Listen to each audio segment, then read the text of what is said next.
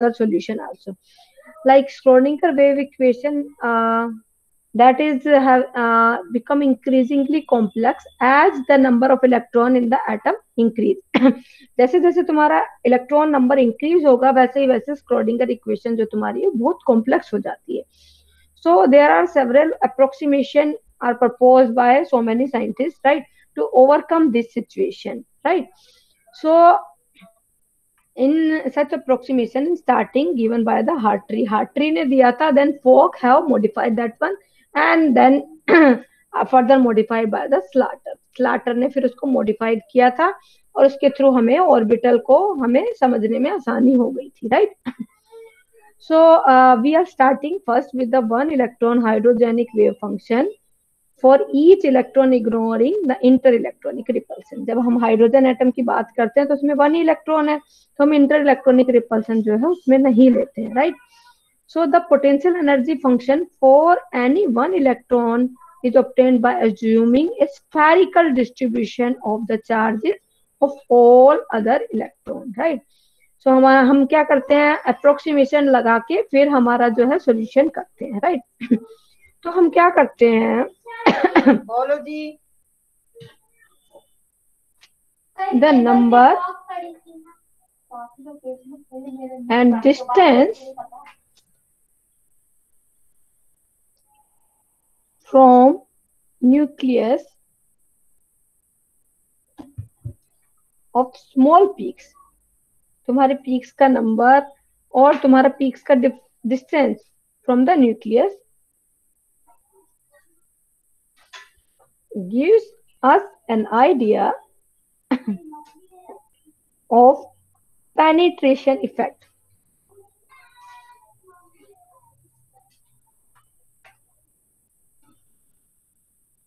And these small peaks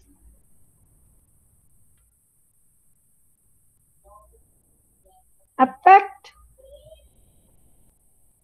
the screening effect.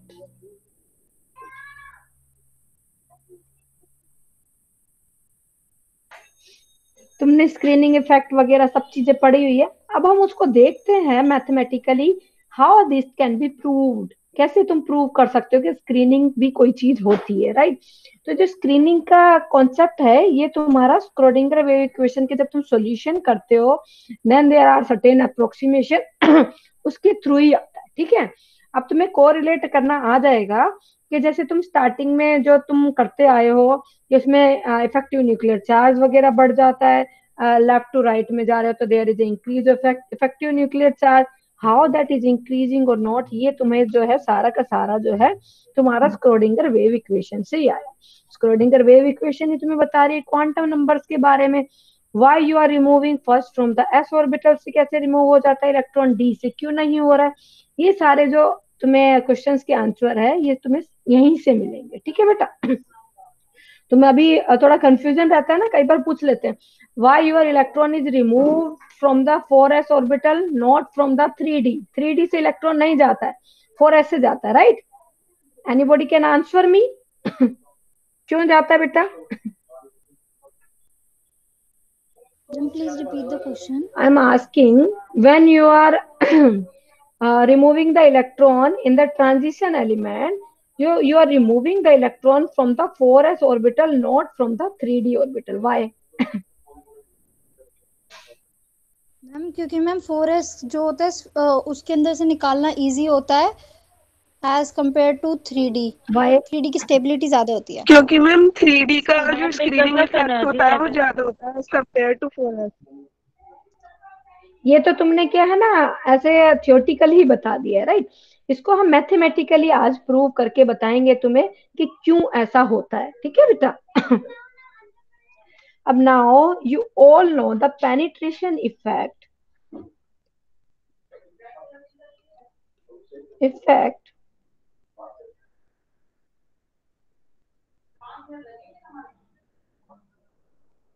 of s orbital is maximum because it has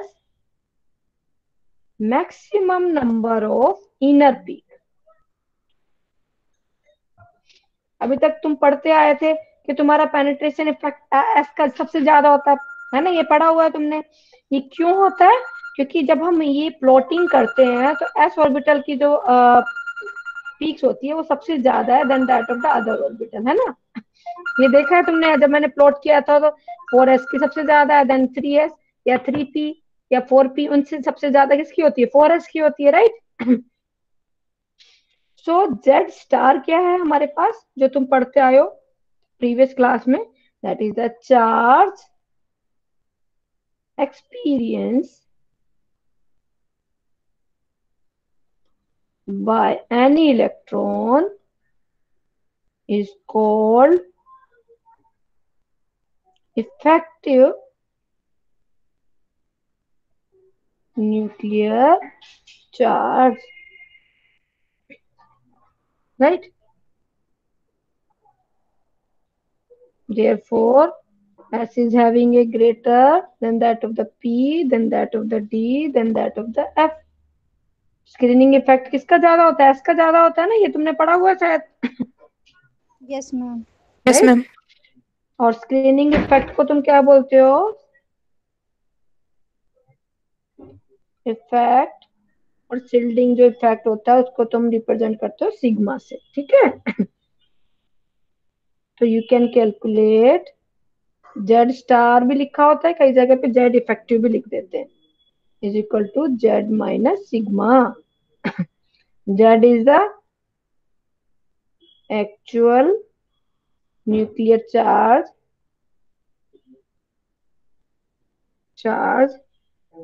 so when you are we want to draw the curve, ठीक है, जब तुम्हें curve draw करनी होती है, एक चीज और मैं यहाँ पे तुम्हें बताती हूँ।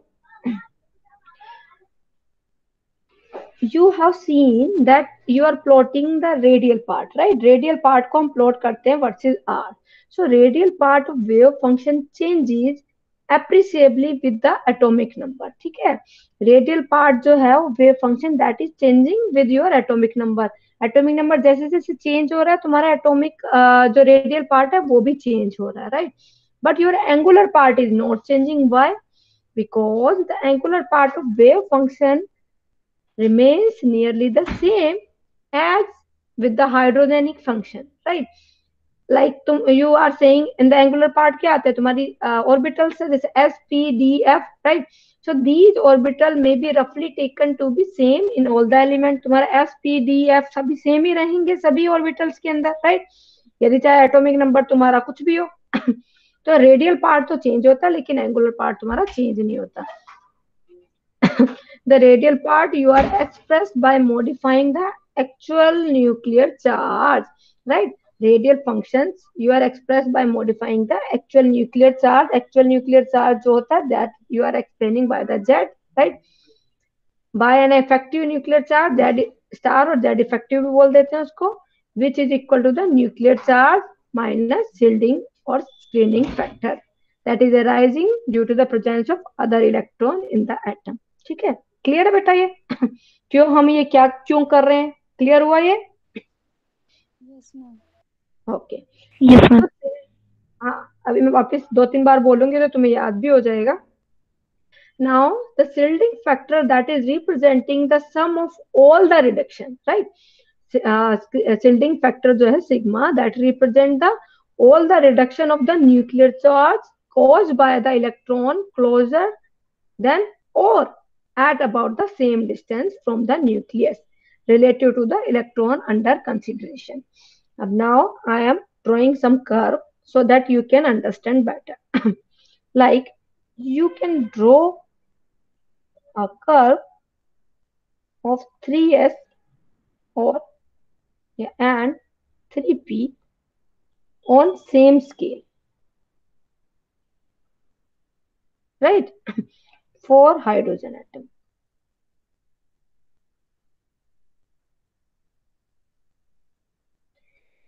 When you are doing this one, the distribution of outer orbital into distribution of inner orbital giving about you the penetration effect. कहीं पे भी कुछ भी समझ में नहीं आया तो मुझे रोक देना बेटा. So when you are plotting square versus R, right, ये पूरा लिख लेना, यहाँ पे मैंने शॉर्टकट में लिख दिया है.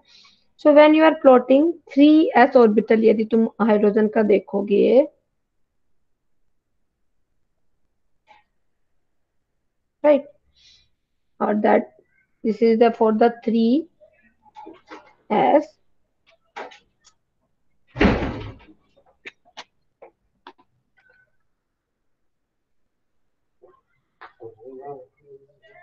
Now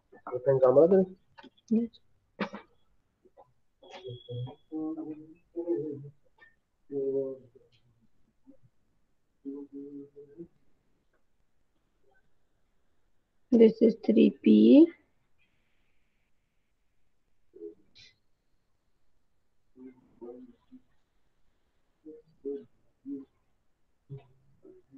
This is 3d, right?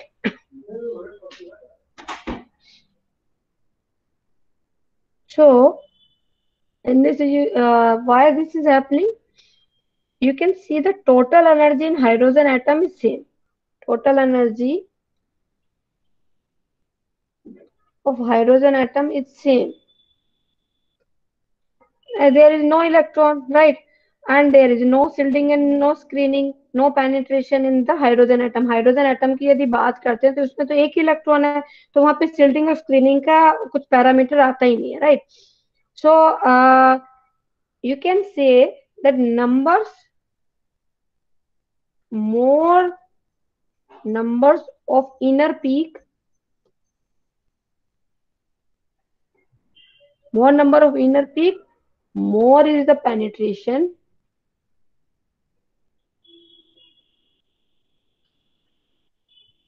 more is the contraction. That's why s orbital having a maximum number of peak, having the more penetration, so s orbital contract maximum,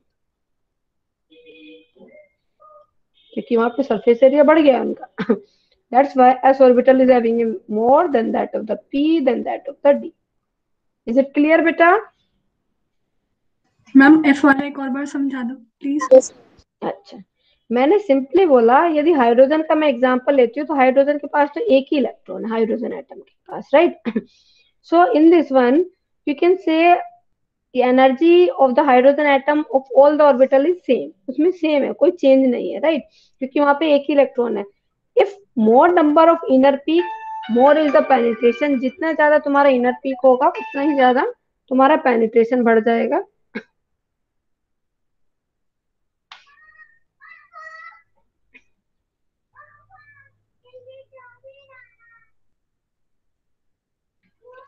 So more number of inner peak, more is the penetration. Like in case of the s orbital, like 4s orbital is there, more number of peak, more is the penetration, more is the contraction. s orbital, that's why contract maximum. इसका contraction सबसे ज्यादा होता है. जितना ज्यादा contraction होगा उतना ही ज्यादा screening effect बढ़ जाएगा, right? उतना ही ज्यादा outer orbital को सील्ड कर पाएगा, राइट? यदि हम मल्टी इलेक्ट्रॉन सिस्टम का एग्जांपल लें, for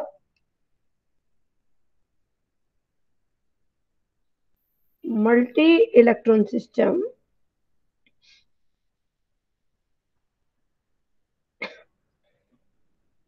the effect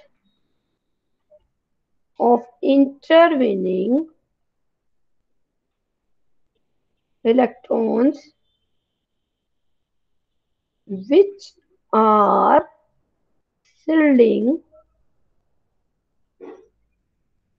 the outer electron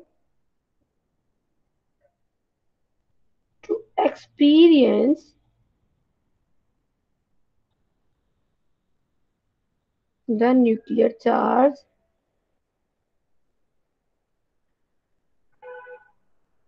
of the nucleus is called shielding effect or screening effect, right? Why this effect is arising? Due to the effect of the intervening electron, which are shielding your outer electron, right, and increasing your effective nuclear charge, right?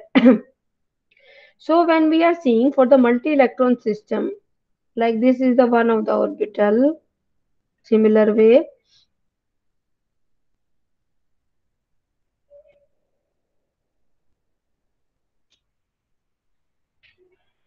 three s,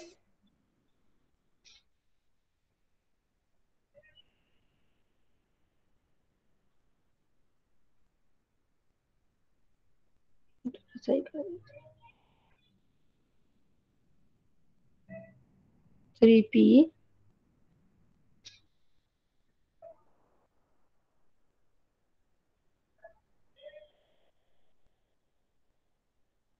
3d. चला right from other pen.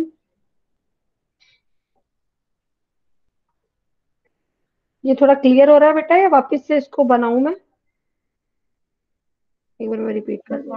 बना दो अलग अलग. हाँ, ये जैसे तुम्हारा था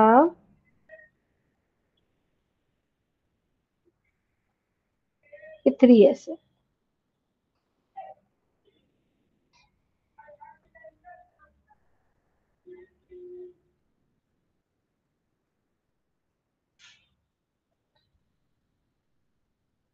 repeat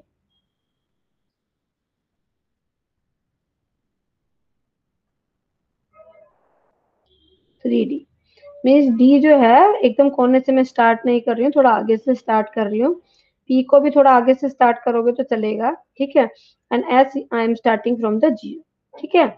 so in this one you can see, जैसे जैसे तुम 3s से 3p की जा रहे हो या 3d की तरफ जा रहे हो, पीक का हाइट जो है वो डिक्रीज होता है.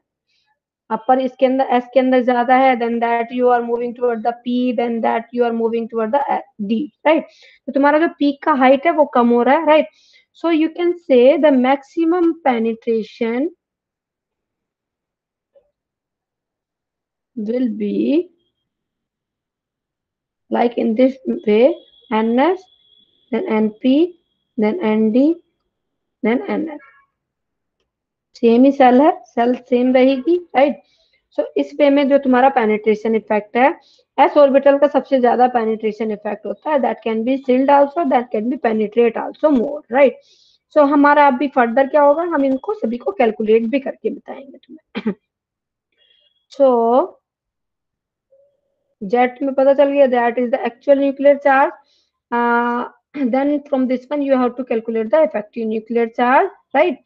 सो शील्डिंग और स्क्रीनिंग इफेक्ट क्या है? It is the reducing effect of intervening electron on the nuclear charge, ठीक है. इसको शॉर्टकट में हम बोल सकते हैं, it is the reducing effect of intervening electrons on the nuclear charge. सरकार बेटियों को देगी 51,000 रुपए. बेटा आपका विशाखा, आपका माइक बंद कीजिए.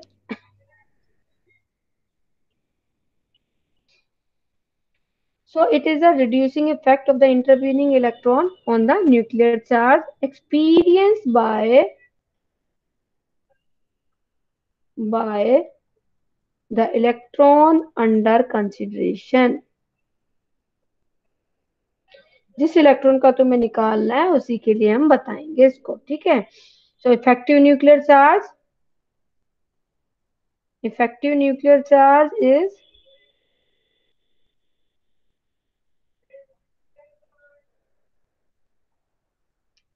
इट इज डिक्रीज और रिड्यूस न्यूक्लियर चार्ज. इसको भी हम एक्सप्लेन कर सकते हैं. इट इज डिक्रीज और reduced nuclear charge expressed or experienced by any electron under consideration due to the screening effect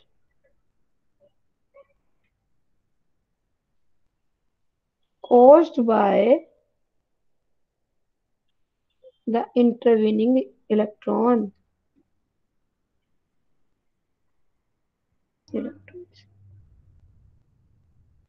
Right? So you can explain the screening effect also, you can explain the effective nuclear charge. तुम्हारे 1 या 2 marks में कई बार पूछ लेते हैं तो तुम्हें definition सबकी आनी चाहिए. So Z star is equal to Z minus sigma. Sigma is the shielding effect. This one is the effective nuclear charge. So the shielding effect depends on certain factors upon number 1, A लिख लो या 1 लिख लो maybe, number of intervening electron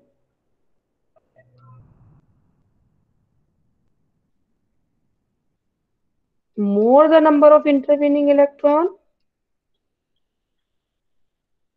just a minute,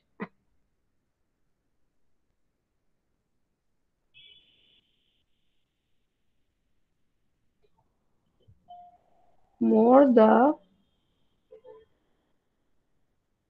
intervening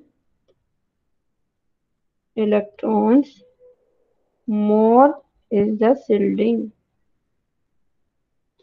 जितने ज्यादा तुम्हारे intervening electron होंगे, अंदर की तरफ इलेक्ट्रॉन होंगे, उतनी ज्यादा तुम्हारी शील्डिंग होगी and your effective nuclear charge will be less.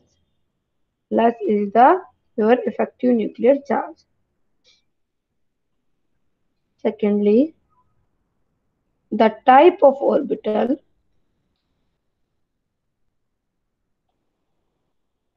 occupied by the intervening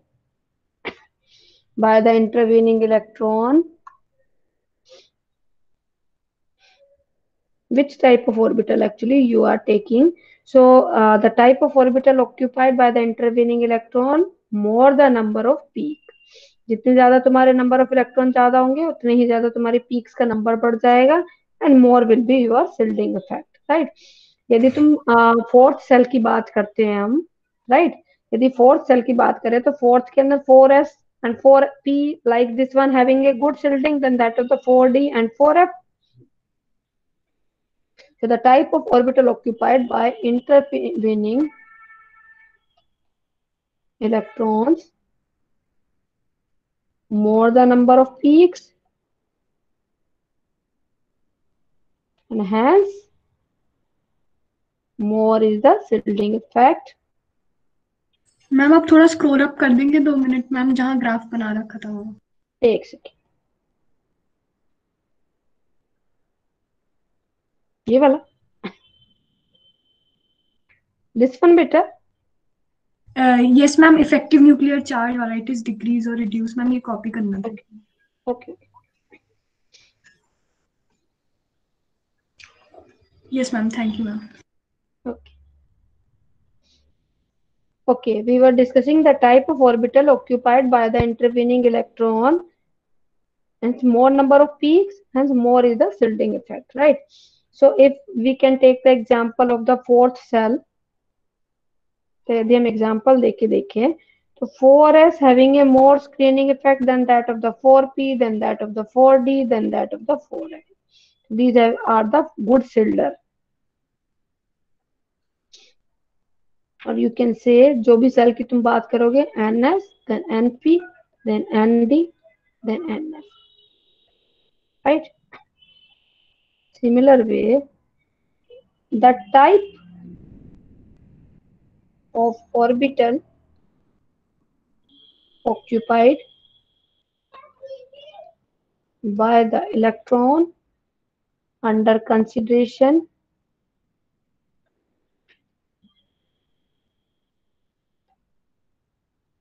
if the electron belongs to s orbital, यदि तुम्हारा s orbital का इलेक्ट्रॉन है, so this like s orbital तुम्हारा कौन सा है, 3s है या 3p है, मान लीजिए 3s ही है, so this having a 3 peaks,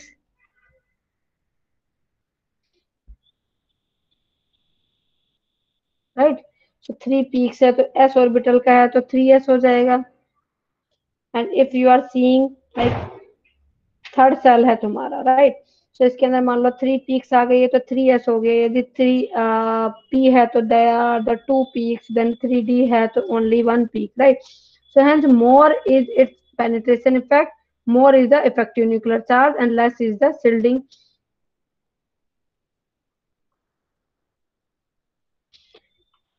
I want to say like in this way, shielding depends upon the penetration effect, कि तुम्हारा जो ऑर्बिटल हो कितना पेनिट्रेट कर पा रहा है, penetration effect of the electron under consideration.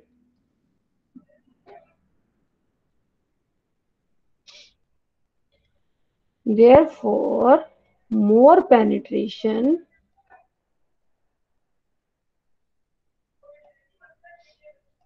more is the cancellation of shielding and more is the effective nuclear charge. यदि कोई डीपली पेनिट्रेट कर गया है, right, so more is the cancellation of shielding, shielding का effect भी उतना ही cancel होता जाएगा और इफेक्टिव न्यूक्लियर चार्ज उतना बढ़ता जाएगा, राइट, यदि कोई शिल्डिंग का कांस्टेंट तो बढ़ेगा ही उसके अंदर, राइट, तो उसके अंदर क्या आएगा, जितना ज्यादा पेनिट्रेशन होगा उतना ही ज्यादा इफेक्टिव न्यूक्लियर चार्ज भी बढ़ जाएगा, वहां पे शिल्डिंग के इफेक्ट को हम नहीं काउंट करते हैं, हम पेनिट्रेशन इफेक्ट को काउंट करते हैं, right. Another electron from same orbital can't shield, एक ही ऑर्बिटल का जो इलेक्ट्रॉन है वो कभी भी शिल्ड नहीं कर सकता है the other electron of the same orbital.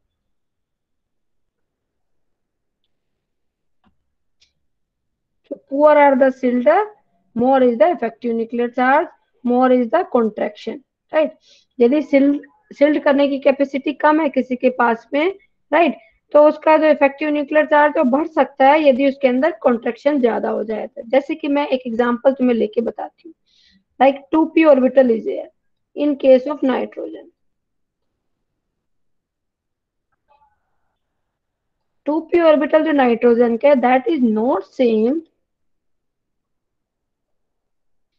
as 2p of your calcium. जो 2p ऑर्बिटल है नाइट्रोजन का वो 2p ऑर्बिटल ऑफ कैल्शियम के सिमिलर नहीं है, क्यों नहीं है, because 2p electron of nitrogen experience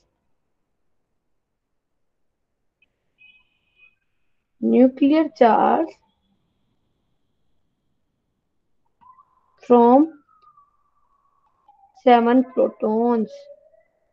इसके अंदर कितने न्यूक्लियस, 7 प्रोटॉन्स है, and 2p electron of calcium experience how many protons, how many protons beta, 20. very good. nuclear charge from 20 protons.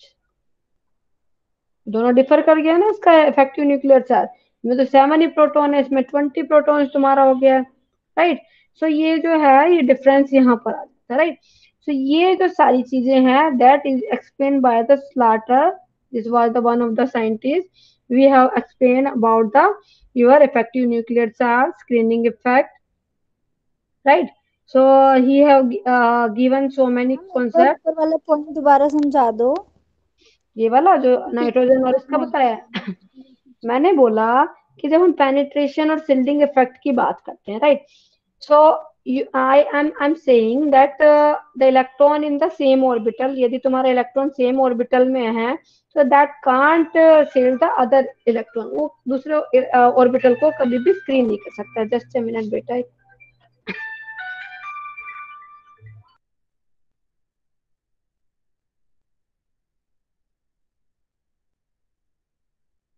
Uma second line में क्या लिखा है? 2p ऑफ इलेक्ट्रॉन नाइट्रोजन के बाद from dash protons.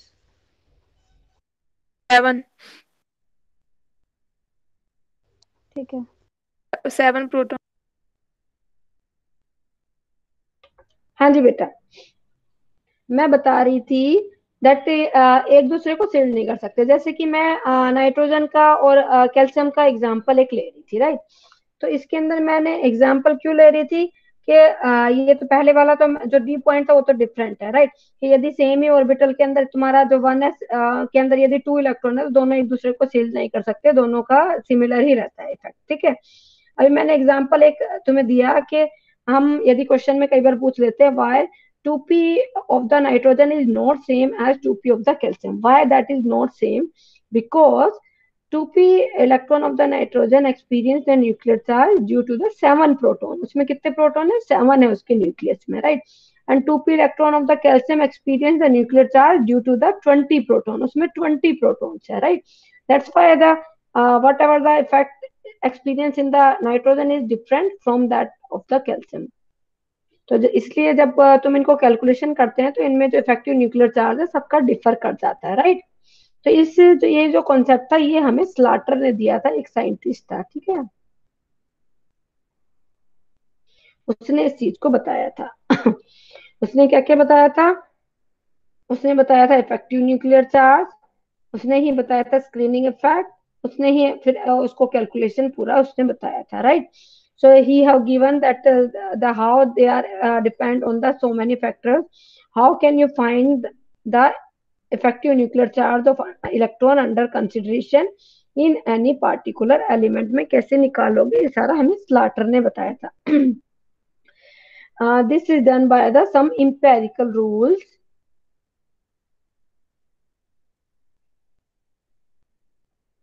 called the Slater rule. बेटा Slater rule पढ़ा है तुमने पहले? No ma'am. पढ़ा है? नहीं पढ़ा? ओके। एक्चुअली ये जो है स्लाटर ने दिया था, इसको हमने स्लाटर रूल का नाम दे दिया था। इसके अंदर so many rules are there, right. Rules लिखवाने से पहले मैं एक टेबल तुम्हें बना के देती हूँ। उससे तुम्हें इजी हो जाएगा उसको समझना।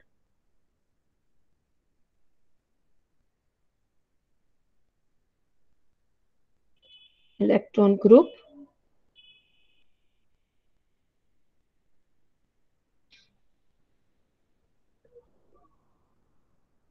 contribution to shielding to each electron in, इसको मैंने डिवाइड कर दिया further, all higher group,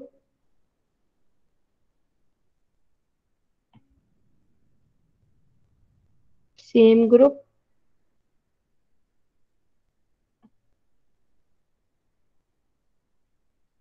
group n-1, group n-2, इसके इक्वल और इससे कम वाले सारे आ जाए।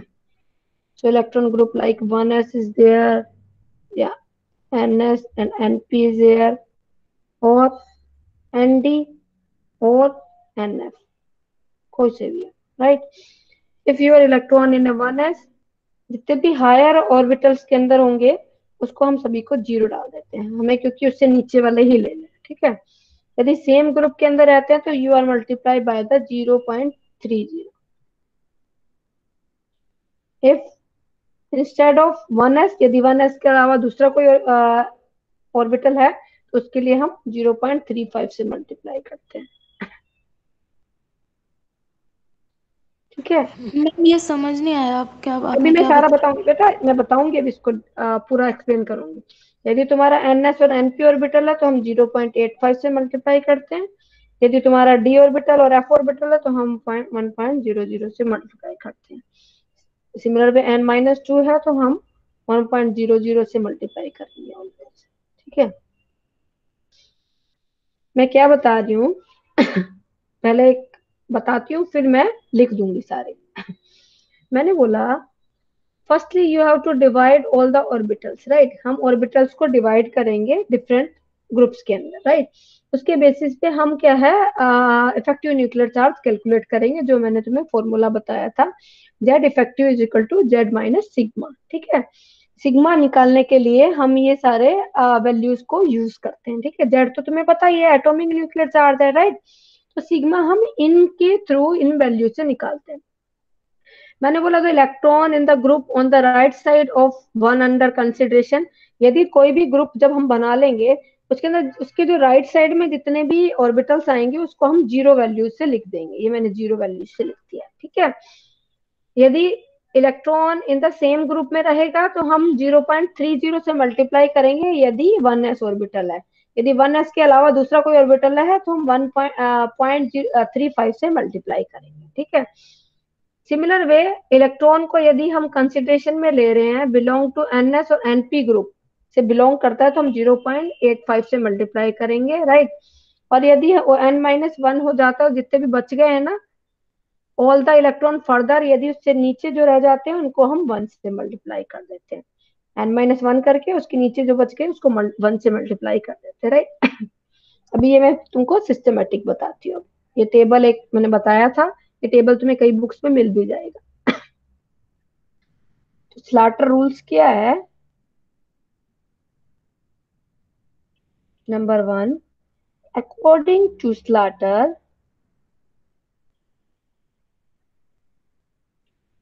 effective nuclear charge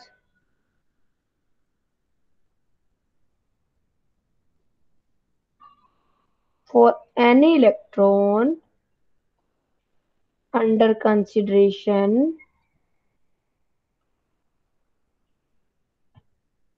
is equal to z minus sigma. So means z star is equal to z minus sigma. ये फॉर्मूला है तुम्हारा निकालने का। Second thing, to find sigma, right. First मैंने बोला ग्रुप में डिवाइड करना है, राइट। तो first we can take the example of the calcium और कॉपर का मैं एक एग्जांपल बता रही हूँ। Write down the electronic configuration for any particular element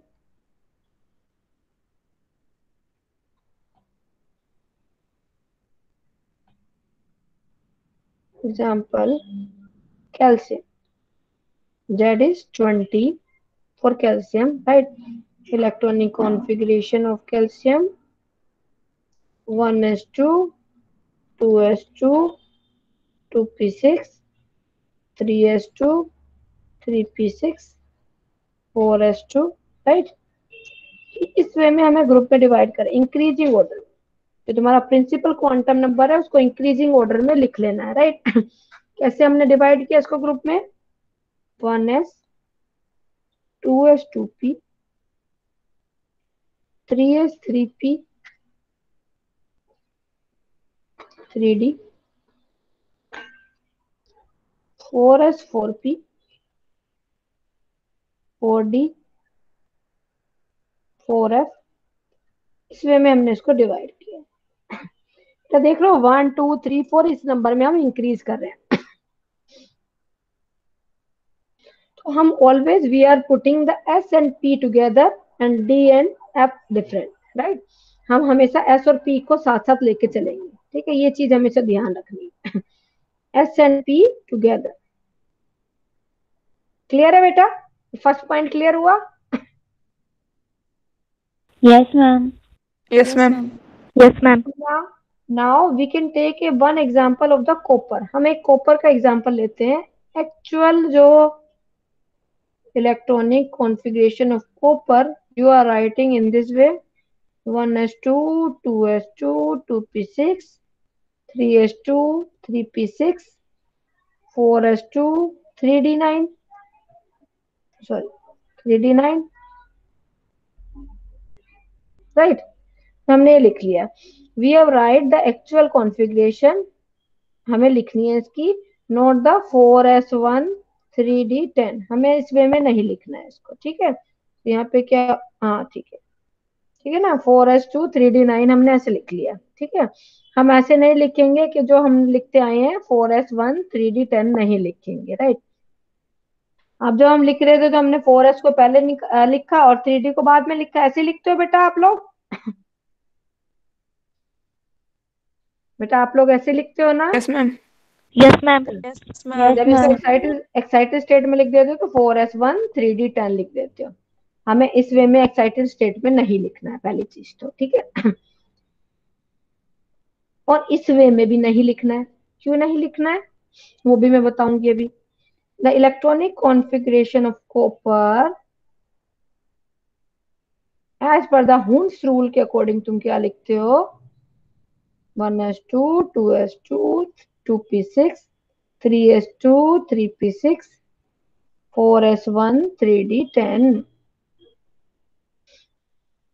Why this is? This is wrong because energy of 4s is greater than that of the 3d।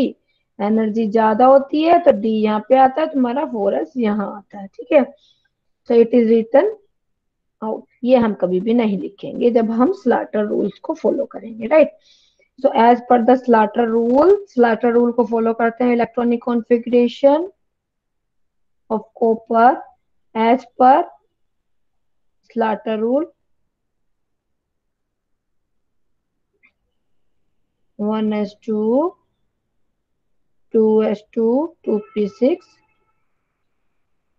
3s2 3p6 3d10 4s1। Always write in increasing number of n। n के increasing number में हमें लिखना होता है। b now select the electron under consideration कि हमें किस electron का जो है इफेक्टिव न्यूक्लियर चार्ज निकालना है। C for all electron above or to the right, जो भी इलेक्ट्रॉन राइट साइड में है, right, of electron under consideration, जो भी इलेक्ट्रॉन जो जिसका तुम्हें निकालना उसके राइट साइड में या उससे जो भी आगे की तरफ है उसको हमेशा इफेक्टिव न्यूक्लियर चार्ज हम 0 लेंगे। Because sigma is equal to 0, क्योंकि उसका कोई इफेक्ट ही नहीं होगा, वो ना शिल्ड करेगा ना स्क्रीन करेगा, right. D now start counting the value towards sigma from right to inside। right to inside means जैसे 1s है 2s है 2p6 है, राइट। जैसे हमने ऐसे लिख दिया तो इसके अंदर की तरफ हमें जाना है, राइट।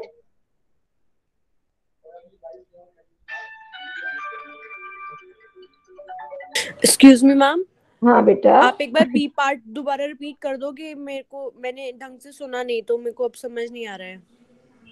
मैंने तुम्हें बताया पहले मैंने बताया कि लिखना कैसे, ठीक है।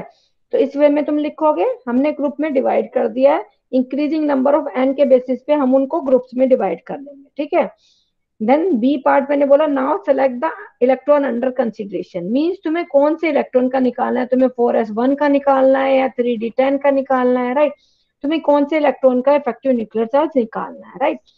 सो हमें क्या करना है, जैसे हमें 4s1 का निकालना है या 3d10 का निकालना है, ठीक है। हमें इसके 3d10 में से एक इलेक्ट्रॉन का निकालना है, ठीक है। तो हम क्या करेंगे, for all the electron above और right of the electron under consideration, हमारा अंडर कंसिडरेशन ये वाला ग्रुप है, राइट। तो हम जो इसका 4s का जो इफेक्ट है उसको नेग्लेक्ट कर देते हैं क्योंकि उसकी सिग्मा इज इक्वल टू 0 आ जाती है ठीक है। Now start the counting the value for the sigma. उसके लिए हम क्या करते हैं, इसके अंदर की तरफ के जाते हुए हम वैल्यूज को कैलकुलेट करेंगे। क्लियर है बेटा? क्लियर है सभी को? किसी को यहाँ तक किसी को कहीं पे भी डाउट है? No ma'am. बेटा इसमें से एक क्वेश्चन पक्के से आता है इसलिए ढंग से समझ लो। अब now all the electron in the same group as the electron under consideration cause sigma is equal to 0.35 each। मैंने क्या बोला, all the electron in the same group as the electron under consideration cause the sigma is equal to 0.35 each। सभी electron 0.35 एक एक जो electron है वो इतना इतना कोज करेगा। एग्जांपल में देती हूँ तुम्हें। For example if electron of copper under consideration is of 3d, right? Therefore, one electron is under consideration। हमें एक ही इलेक्ट्रॉन का निकालना है जो अंडर कंसिडरेशन है। सो 9 अदर इलेक्ट्रॉन, 9 बच गए ना, एक ही 3d में से एक इलेक्ट्रॉन का निकालना है, तो 9 जो बच गए विल मल्टीप्लाई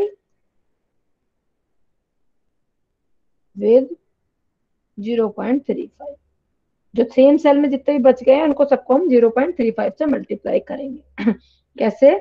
जैसे ये था 1s2 2s2 2p6 3s2 3p6 3d10।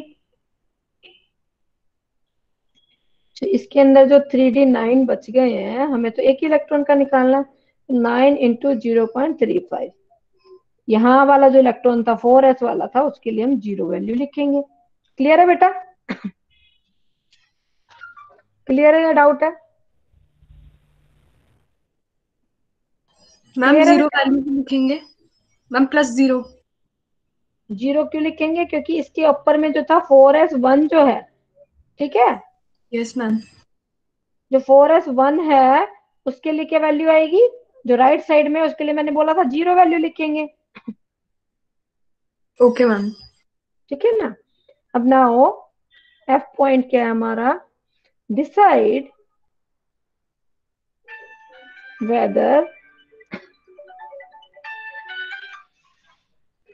whether the electron under consideration is of S or P type और D और F टाइप, कौन सा है डिसाइड करना है तुम लोगों को।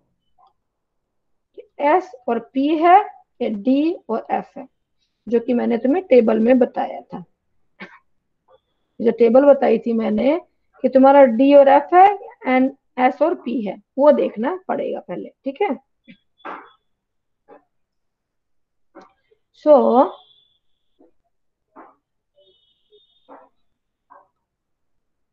if it is S or P type, then the group, the electron under consideration is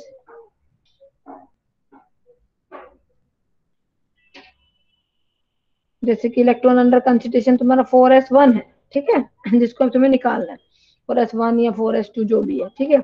example में करके बताती हूँ, जैसे 1s2 2s2 2p6 3s2 3p6 4s2,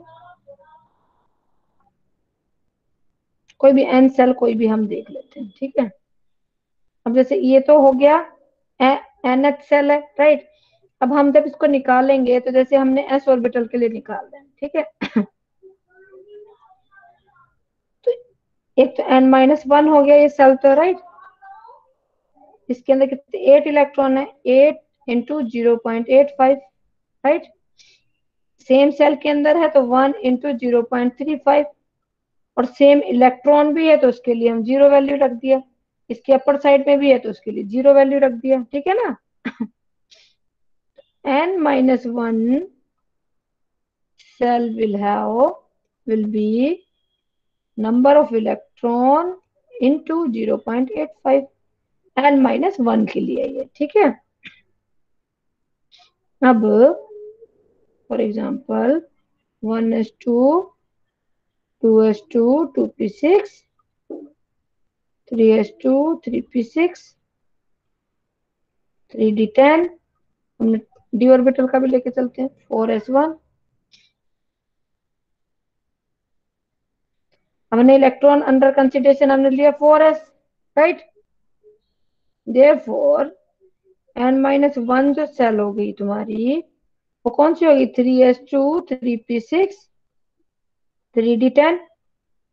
2-3 example मैं साथ साथ कराती जा रही हूँ, ठीक है। तो ये तुम्हारी होगी n-1 सेल, ठीक है। यदि डी ऑर्बिटल, वो तो p s और p के लिए था, यदि डी ऑर्बिटल होगी तो इसके अंदर सारे जो इलेक्ट्रॉन आ गए, टोटल कितने हो गए 18 इलेक्ट्रॉन आ गए, राइट। सो 18 इंटू 0.85, और जो टेबल में मैंने लिखवाया था तुम्हें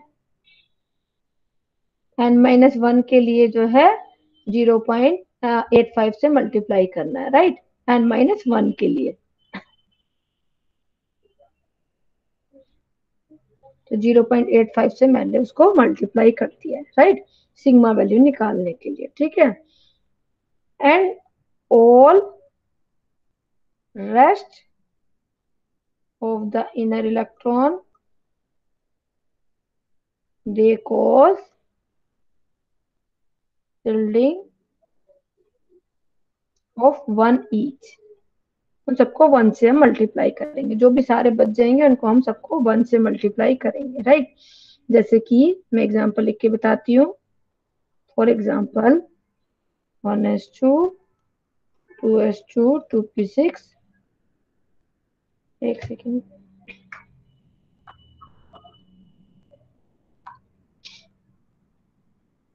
तो आप सभी लिखो 1s2 2s2 2p6 3s2 3p6 4s2, जैसे नाइट्रोजन के लिए लिख रही हूं मैं। लिख लिया सभी ने?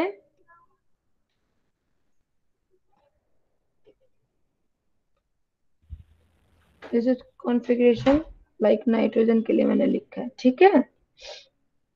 अब नाउ हमें इसमें से एक इलेक्ट्रॉन के लिए निकालना है, तो 1 इंटू 0.35 प्लस इसमें 8 इलेक्ट्रॉन है, 8 इंटू 0.85 प्लस इसके नीचे जितने भी बच गए उसको हमें 1 से मल्टीप्लाई करना है, 10 इंटू 1, ठीक है।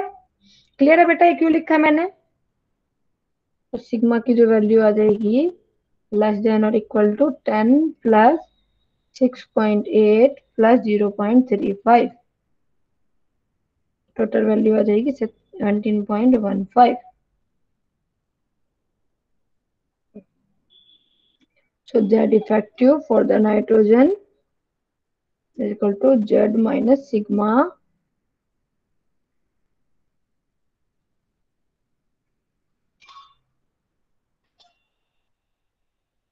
जी, मैंने नाइट्रोजन के लिए नहीं कैल्शियम के लिए लिखा गया है, गलती से लिख दिया, ठीक है। तो Z जो वैल्यू है 20 माइनस 17.15, तो इफेक्टिव न्यूक्लियर चार्ज हमारा आ जाएगा 2.85, ठीक है बेटा।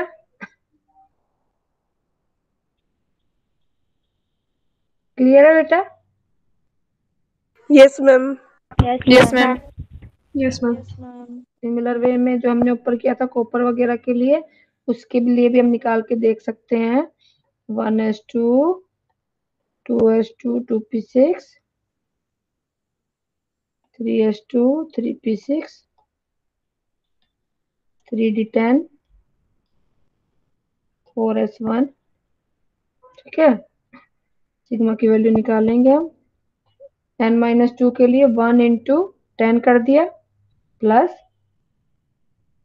सेकेंड के अंदर 18 है, 18 इंटू 0.85 कर दिया, प्लस ये जो इलेक्ट्रॉन है इसके लिए मैंने बोला था जैसे सेम जिसके लिए निकालना उसके लिए क्या करेंगे, 0 रखेंगे, राइट? बोला था ना अभी। जिस इलेक्ट्रॉन के लिए निकालना है उसके लिए हम 0 वैल्यू रखेंगे, क्योंकि दूसरा इलेक्ट्रॉन तो है नहीं, तो 0.35 रख देते हैं। मान लो इसके अंदर दूसरा इलेक्ट्रॉन नहीं है, तो ताकि तुमको कंफर्म हो जाएगा। ठीक है, sigma is equal to 10 plus 15.3 plus 0, sigma की वैल्यू आ गई 25.3। तो जेड स्टार फॉर कॉपर हमारा कितना आ जाएगा, इज इक्वल टू 29, कॉपर की 29 होती है, minus 25.3, effective nuclear charge is coming around 3.7। फिर निकल जाएगा ये। Yes ma'am. Yes ma'am.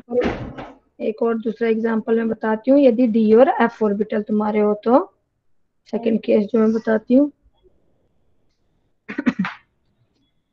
If it is D और F type, so in that case all rest of inner electron shielding equal to 1, उन सभी को 1 से मल्टीप्लाई करेंगे। एग्जाम्पल मैं यहाँ पे लिख रही हूँ 1s2 2s2 2p6, ऐसे ब्रैकेट बंद कर लिया करो ताकि तुम्हें कंफ्यूजन ना हो। 6 3d10 4s1। तो इलेक्ट्रॉन अंडर कंसिडरेशन हम ले रहे हैं 3d इलेक्ट्रॉन। 3d इलेक्ट्रॉन का हमें एक का निकालना है, तो निकालेंगे सिग्मा। यदि डी ऑर्बिटल का निकालना है तो इसके अपर वाले का 0 हो गया, राइट? इसके अंदर जो 9+1 है, क्योंकि हमें तो एक ही इलेक्ट्रॉन का निकालना है, राइट? उसके नीचे जितने भी इलेक्ट्रॉन बच जाएंगे उनको सबको हमें 1 से मल्टीप्लाई करना है। ये डी ऑर्बिटल के लिए केस है, राइट? यदि डी ऑर्बिटल के लिए, यदि एस ऑर्बिटल के लिए केस होता तो n-1 में 0.85 से मल्टीप्लाई करना है, फिर रेस्ट को जो भी बच जाएंगे n-2 में उनको 1 से करना है। लेकिन डी के केस में सभी को 1 से ही करना होता है, राइट? तो जितने भी ये बच गए हैं इन सबको 18 इंटू 1 प्लस 9 इंटू 0.35 प्लस यहाँ पे 0 है, तो हमारी वैल्यू आ जाएगी 21.15। ठीक है, तो जेड स्टार तुम निकाल के बता दोगे इसके अंदर। एक इसके लिए निकाल रहे थे हम, जिंक के लिए निकाल रहे थे मैम कॉपर। हाँ जी बोलो बेटा। मैम जैसे इसमें 9 × 0.35 किया, बाद में बाकी सबको 1 से मल्टीप्लाई कर दिया। और मैम अगर एस लेंगे तो पहले 8 इन मतलब पिछला जो एग्जांपल था उसमें 8 × 0.85 करेंगे पहले। हाँ हाँ 18। और मैम 4s2 था तो एक इलेक्ट्रॉन का निकालना था, एक को हाँ हाँ 0.35 से किया। देखो 4s1 था इसके अंदर, राइट? हाँ जी हमें मैम। इस इलेक्ट्रॉन का निकालना है, ठीक है ना? और तो कोई इलेक्ट्रॉन ही नहीं है, तो इसलिए हमने 0 से मल्टीप्लाई कर दिया। जिस इलेक्ट्रॉन के लिए निकालना होता है उसके लिए कुछ भी वैल्यू नहीं लेते, क्योंकि उसके लिए तो तुम निकाल ही रहे हो। Yes ma'am. ठीक है, जो उसके राइट साइड में या कुछ नहीं है तो 0 से हो जाएगा। उसके बाद में जो भी आ जाएगा इसके अंदर 1 ही इलेक्ट्रॉन है ना, उसका लिए निकालना है, उसके लिए हमने कोई वैल्यू नहीं रखी है। और रेस्ट यदि हमने इसके अंदर तो हमें पूरा इसको एक यूनिट मान के चलना है, ठीक है? तो हमने 18 इंटू 0.85 से मल्टीप्लाई कर दिया और n-2 में 1 से मल्टीप्लाई कर दिया। यदि ओके डी मैम। ऑर्बिटल होता तो हमने जो है इसके अपर राइट साइड वाले को कुछ भी नहीं लेना हमें, और हमें इसके बिलो साइड वाले को लेना है, राइट बेटा? ठीक है मैम। ये जब तक तुम निकालोगे नहीं तब तक तुम्हें समझ में नहीं आएगा, ठीक है। मैं भी तुम्हें जब क्लास खत्म होगी मैं तुम्हें कुछ न्यूमेरिकल्स दूंगी, तुम करके लाओगे, नेक्स्ट क्लास में मैं पूछूंगी, ठीक है। तो इस वे में जो है तुम निकालोगे। जैसे अब मैं जिंक का एक एग्जांपल ले रही हूँ, ठीक है। तुम लोग निकालोगे, ये तुम्हारा होमवर्क है। क्वेश्चन क्या है, फॉर जिंक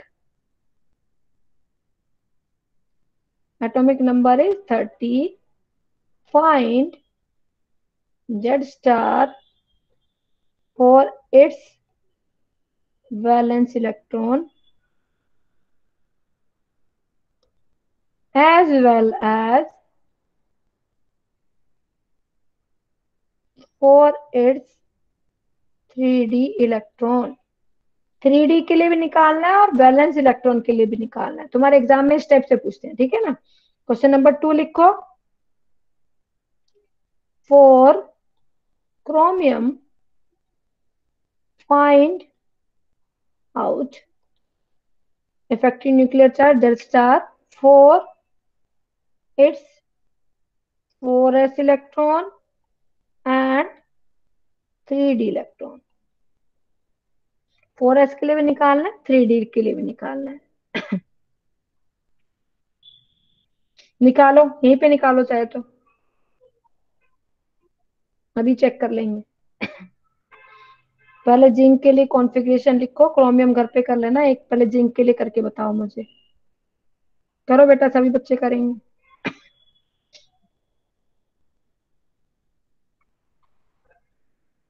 उससे तुम्हें कंपेयर करना आएगा, यदि मैंने बैलेंस के लिए पूछा है और डी के लिए पूछा है कि कौन सा इलेक्ट्रॉन लास्ट में जाएगा, कौन सा पहले आएगा, वो तुम्हें अपने आप ही पता चल जाएगा। इलेक्ट्रॉनिक कॉन्फ़िगरेशन बताओ, जिंक की बताओ बेटा, कैसे लिखेंगे।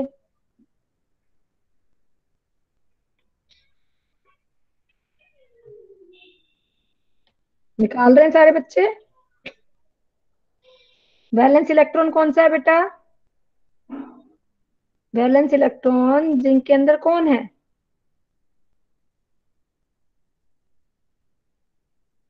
4s। 4s है, वेरी गुड। तो 4s के अंदर 2 इलेक्ट्रॉन है, राइट। यस हमें मैम। Yes ma'am. एक के लिए तो वैल्यू रखनी है, दूसरे के लिए 0 रखनी है। तो जल्दी कैलकुलेट करके बताओ सिग्मा की वैल्यू कितनी आएगी। कोई बच्चा ऐसा है जिसको बिल्कुल समझ में नहीं आया हो।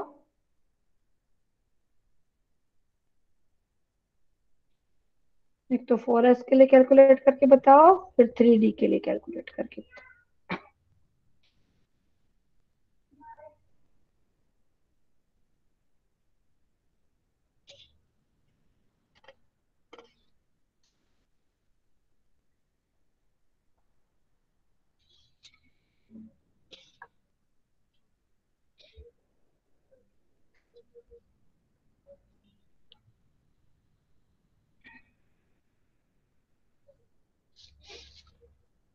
जस्ट मिनट, मैं भी आ रही हूँ।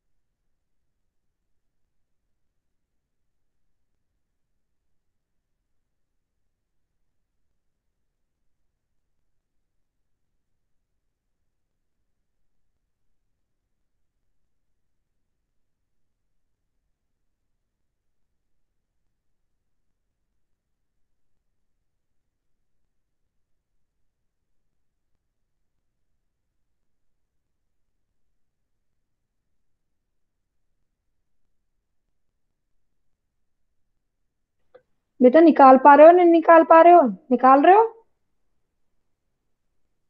यस निकाल मैम। रहे हैं ma'am. Okay yes okay. Ma'am.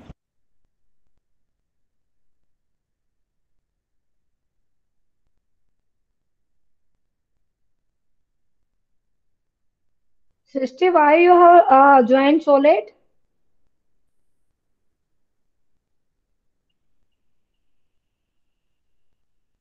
Some Srishti have joined now.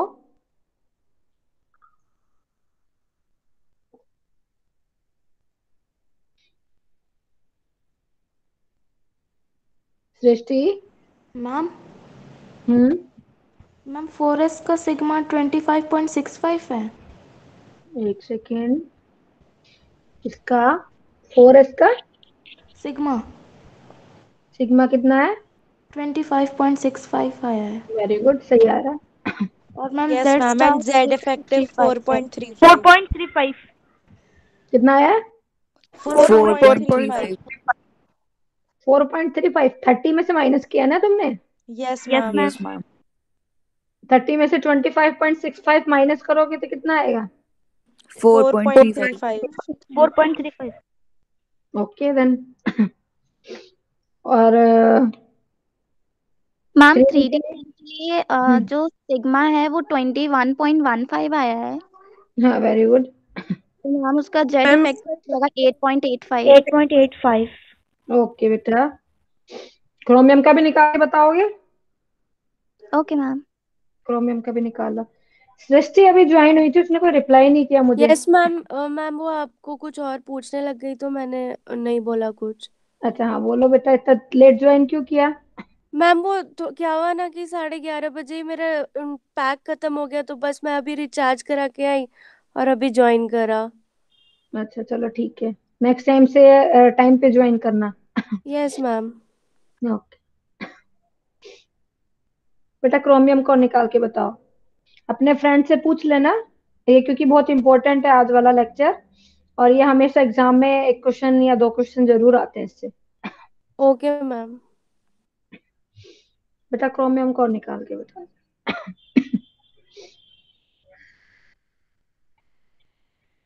क्योंकि इसलिए मैं फास्ट फास्ट नहीं करा रही हूँ, क्योंकि तुम्हारे लिए न्यू है, ये नहीं समझ में आएगा, इसलिए मैं थोड़ा स्लो चल रही हूँ।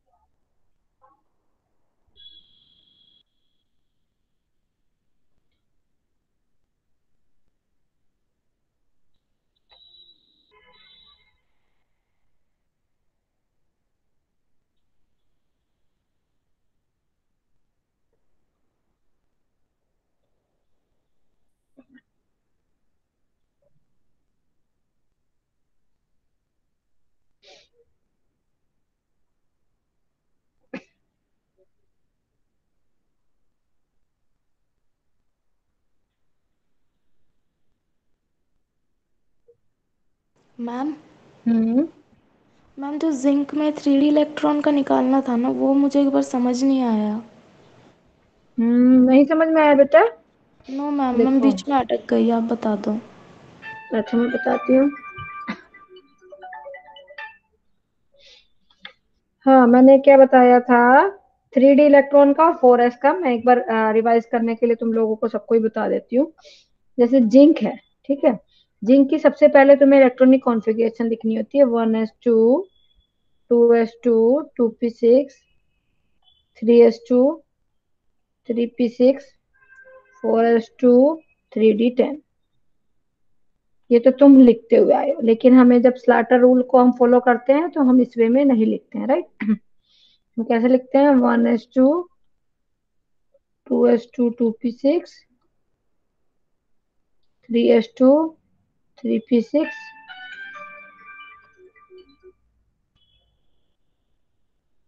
3d10, 4s2। ठीक है, हमें ऐसे लिखना है इलेक्ट्रॉनिक कॉन्फ़िगरेशन। अब जैसे डी का है, डी के लिए हमें यदि इसको निकालना है, ठीक है, तो हम क्या करेंगे, डी के लिए निकालने के लिए मैंने बोला था जो अपर साइड में रहेगा उसकी वैल्यू हम रखेंगे 0। ठीक है, इसके अंदर जो 9 दूसरे बच गए उसको मल्टीप्लाई करेंगे 0.35 से। ठीक है, और जो इससे नीचे जितने भी बच जाएंगे, जब डी इलेक्ट्रॉन की बात करते हैं इन सबको मल्टीप्लाई करेंगे हम 1 से। तो कितने 18 इलेक्ट्रॉन है, तो हमने इसको 1 से मल्टीप्लाई कर दिया। 9 इंटू 0.35 और ये 0 है, तो हमारी जो सिग्मा की वैल्यू आ जाती है वो कितनी आ जाती है, 21.15 के अप्रोक्सीमेटली आ जाती है। ठीक है बेटा, क्लियर हुआ? Yes ma'am.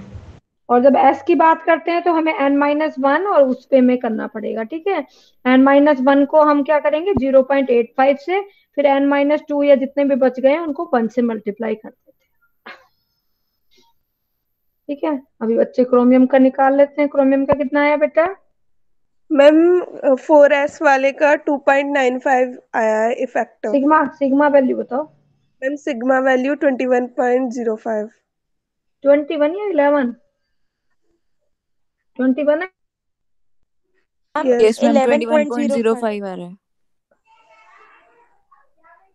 Ma'am, sorry 21.05।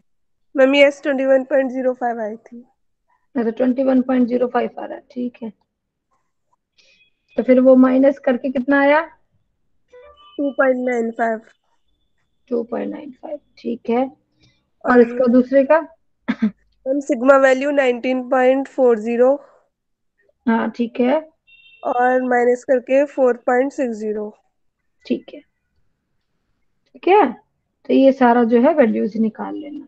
ठीक है, जो बच्चों ने नहीं किया है बेटा वो आप लोग भी कर लेना, क्योंकि ये न्यूमेरिकल्स जरूर जरूर आते हैं और तुमसे एग्जाम में आएंगे, फिर एकदम से तुम करोगे तो नहीं समझ में आएंगे, अभी करोगे तो यही समझ में आएंगे।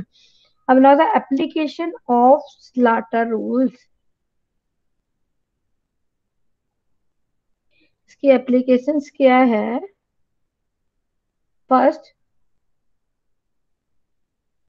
with the help of Slater rule, we can explain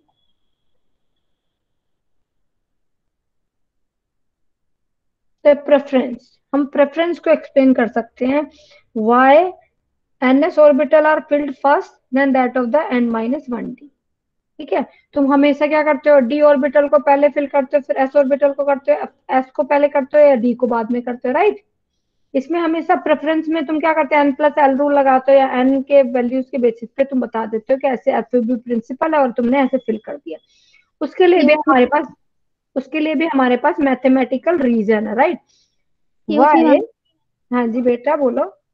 ma'am अभी जो आपने क्रोमियम वाला बोला था हाँ हाँ फोकस के लिए, मैम मेरा इसमें जो 3s2 3p6 3d5 का जो आपने बताया 0.85 से मल्टीप्लाई करना है, तो मेरा 11.05 आ रहा है।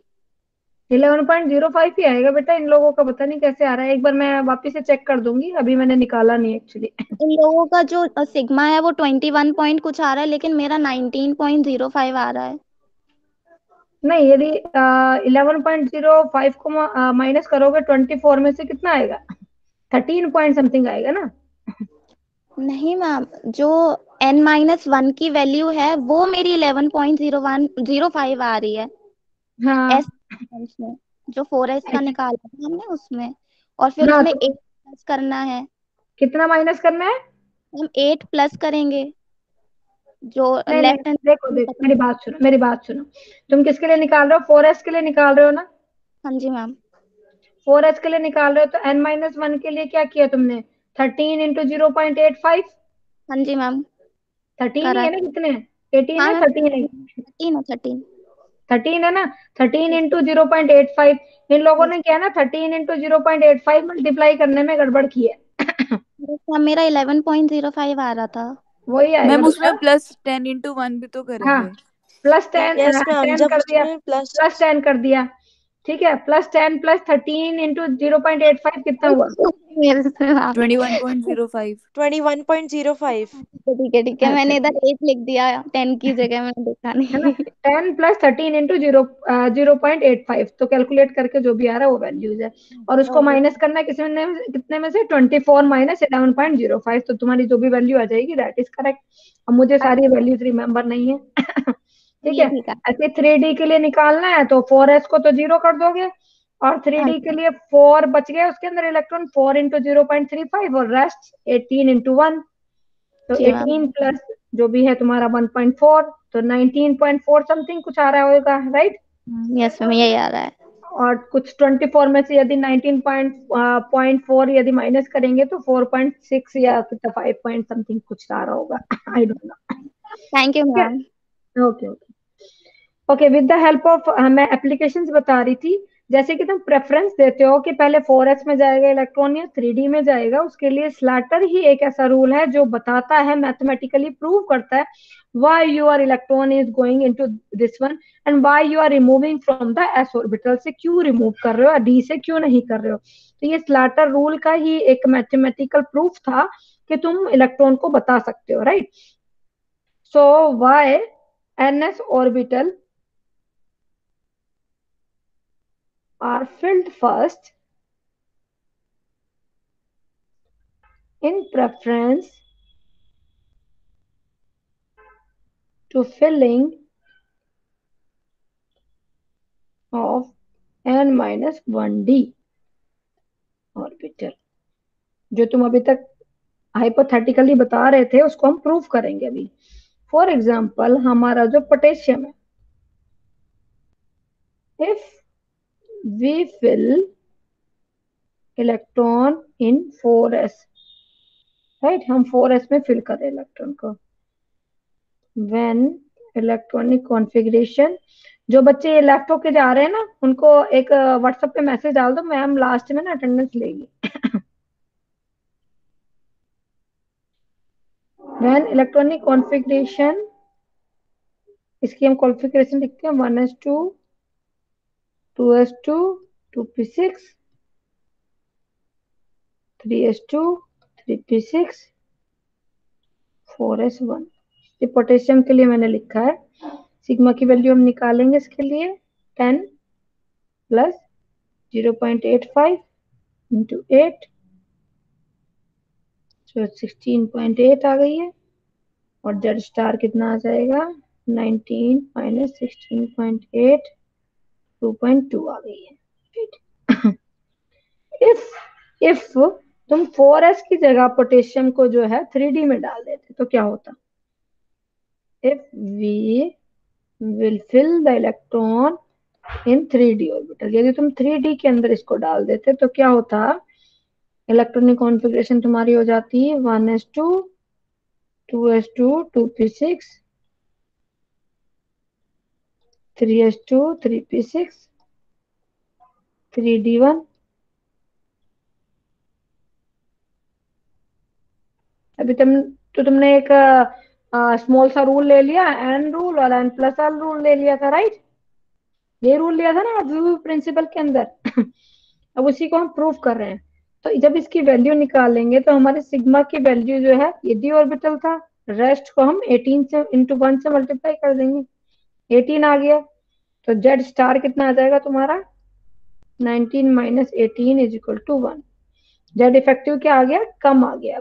जेड इफेक्टिव कितना था पहले 2.2 था, therefore more the effective nuclear charge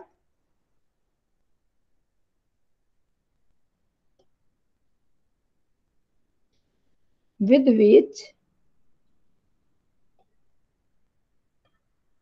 the incoming electron is attracted, more stable will be the electron। जितना ज्यादा तुम्हारा इफेक्टिव न्यूक्लियर चार्ज होगा उतना ही इलेक्ट्रॉन तुम्हारा स्टेबलाइज हो जाएगा, उतना ही ज्यादा अट्रैक्ट हो जाएगा, ठीक है ना। जो तुम बोल रहे थे स्टेबिलिटी कहाँ से आ रही है, इफेक्टिव न्यूक्लियर चार्ज से आ रही है। इफेक्टिव न्यूक्लियर चार्ज को हमने कैलकुलेट करके बता दिया। Therefore when electron is filled in 4s, then that star effective nuclear charge is more. Clear हुआ बेटा ये चीज? Is it clear?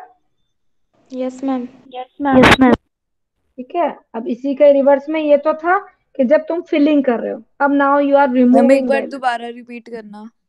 अच्छा, मैंने है ना दोनों ही तरीके से कि तुम्हारा पोटेशियम एक एलिमेंट है, उसके अंदर हमने 4s में भी इलेक्ट्रॉन फिलिंग करी, 3d में भी इलेक्ट्रॉन फिलिंग करी, राइट।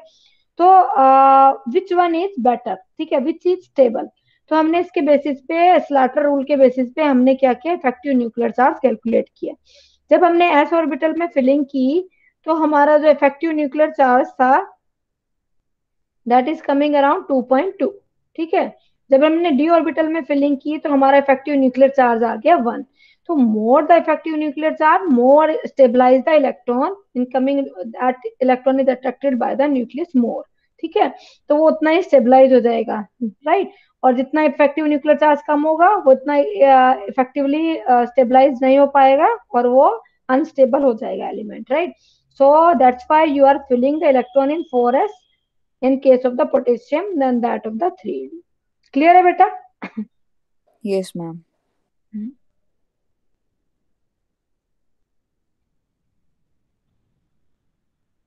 ठीक है, अब सेकंड एक क्वेश्चन और है, वो भी बहुत इंपॉर्टेंट है। why, you have to explain why while removing the electron it is from the nth electron s orbital, right, nth s electron which is removed first, right, then that of n minus 1d, right. Though you all know, though n minus 1d is filled later on. Explain करना है तुम्हें।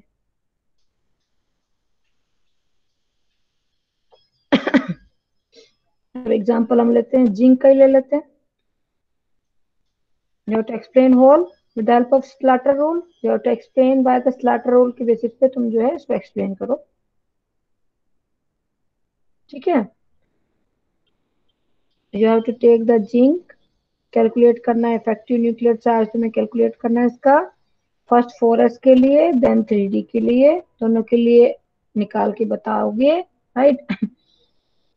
4s के लिए जो electron है Z effective तुम्हारा आ जाएगा around 5 point something जो भी आएगा, राइट। और 3d के लिए जो तुम्हारा आएगा वो कुछ आ जाएगा, जेड स्टार जो आएगा वो 8 पॉइंट समथिंग शायद आ जाएगा, ठीक है। तो जितना ज्यादा इफेक्टिव न्यूक्लियर चार्ज होगा, राइट, वो उतना ही ज्यादा मतलब इजीली स्टेबलाइज हो जाएगा, right. Lesser the Z effective more easily the electron is removed. जितना कम इफेक्टिव न्यूक्लियर चार्ज होगा उतना इजीली तुम निकाल पाओगे उसको बाहर। इफेक्टिव न्यूक्लियर चार्ज जितना ज्यादा होगा that will be attracted by the nucleus more, और वो उतना स्टेबलाइज हो जाएगा। That's why you can't remove from the D orbital, you can remove easily from the S orbital. बेटा क्लियर हुआ ये चीज? Yes ma'am. यस ठीक है। Ma'am. Yes ma'am. So preference of the 3d electron is later on. Firstly, you have to remove from the 4s orbital, right? So that's why 4s is outer side than that of the d orbital. अब एक और चीज है तुम्हारे, एक और application बताऊंगी और सारी डिटेल नेक्स्ट क्लास में कर लेंगे, ठीक है। With the help of Slaughter rule, we can explain the variation of certain properties along a period। ये तुम्हारा पीरियडिक टेबल में इस साइड में जाते हैं तो पीरियड आते हैं, डाउन साइड में जो है कॉलम्स होते हैं, राइट। इधर जो तुम्हारे periods, right. So this is your periodic table, ये जो तुम्हारी होती है, राइट। इसके अंदर 2 कॉलम हो गए, इसके अंदर 6 जो भी तुम्हारे हैं, ठीक है। So you can see your size, your metallic character, right, electron affinity, ionisation energy, electron negativity, right. ये सारी चीजें तुम पढ़ते हो, राइट। ये भी सारी चीजें जो है स्लाटर रूल्स के बेसिस पे एक्सप्लेन होती है, राइट। तुम्हारी electron affinity, ionisation energy, electronegativity, right. Right side जाने पे इलेक्ट्रॉन एफिनिटी बढ़ रही है, आयनाइजेशन एनर्जी बढ़ रही है, इलेक्ट्रॉन नेगेटिविटी भी बढ़ रही है। डाउन द ग्रुप जाने पे तुम्हारा साइज इंक्रीज हो रहा है, मेटलिक कैरेक्टर इंक्रीज हो रहा है, राइट। ये सारी प्रॉपर्टीज तुमने ऑलरेडी पढ़ी हुई है, राइट। सो क्वेश्चन हमारे पास ये आता है, इफ देयर इज इंक्रीज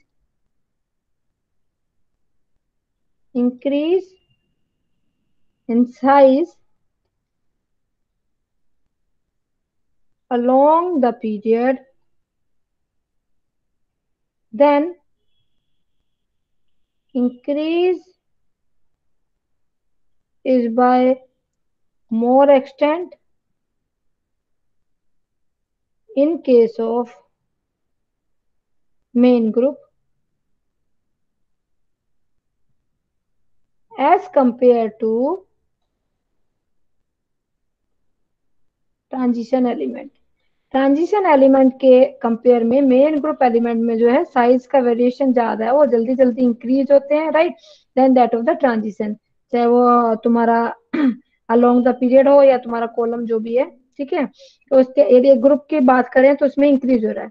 इसको सिमिलर वे में हम इस वे में भी पूछते हैं, why in case of transition element the decrease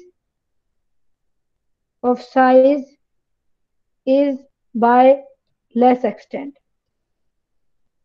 size decrease होने का जो एक्सटेंट है वो कम है, राइट। और why the increase of ionization energy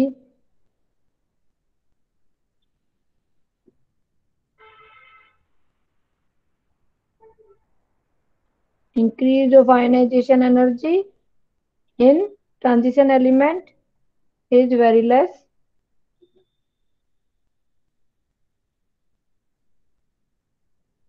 extent। इसमें जो आयनाइजेशन एनर्जी का है बढ़ने का एक्सटेंट है वो कम है, क्यों है ये भी पूछ सकते हैं कई बार एग्जाम में, राइट। तो ये जो सारी चीजें हैं हम नेक्स्ट क्लास में फिर तुम्हें बताएंगे, ठीक है। क्लियर है बेटा यहाँ तक, किसी को डाउट है? No ma'am. No ma'am. Question अभी क्रिएट किए हैं